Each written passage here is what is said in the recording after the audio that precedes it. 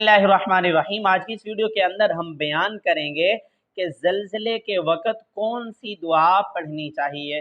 सबसे पहली बात तो ये है कि आम तौर पर ज़लज़ला जब भी आता है तो लोग तौबा करते हैं, इस्तिग़फ़ार करते हैं, नमाज़ों की कसरत करते हैं, उन्हें मौत की याद आ जाती है।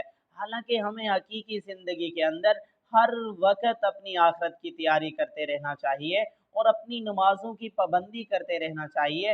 अपने आप को दीनदारी की तरफ राग़िब करते रहना चाहिए और साथ में नबी करीम सल्लल्लाहु अलैहि वसल्लम ने ज़लज़ले से हिफाजत की मसनून दुआ बताई है, वो दुआ भी कसरत के साथ पढ़ते रहना चाहिए। हो सके तो सुबह शाम 100 बार पढ़ते रहना चाहिए। ये दुआ सुनन निसाई के अंदर मौजूद है, उसके अल्फाज मैं पढ़ देता हूँ। आप इस दुआ को सुबह शाम अपना मामूल बनाएं। दुआ क्या है जो नबी करीम सल्लल्लाहु अलैहि वसल्लम ने सिखाई है?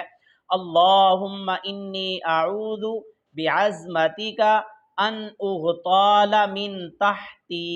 ये अल्फाज हैं, इस अल्फाज को हम याद कर लें और बार बार पढ़ने की कोशिश करें। और अगर हमसे गुनाह होते हैं, खुदारा गुनाहों से तौबा करें, इस्तिग़फ़ार करें। अल्लाह ताला कुरान पाक में फरमाते हैं, या अय्युहल्लज़ीना आमनू तूबू इलल्लाहि तौबतन नसूहा।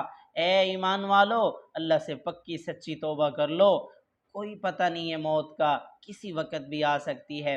इसलिए मेरी दुआ है अल्लाह ताला हम सब को अमल करने की तौफ़ीक़ अता फ़रमाए।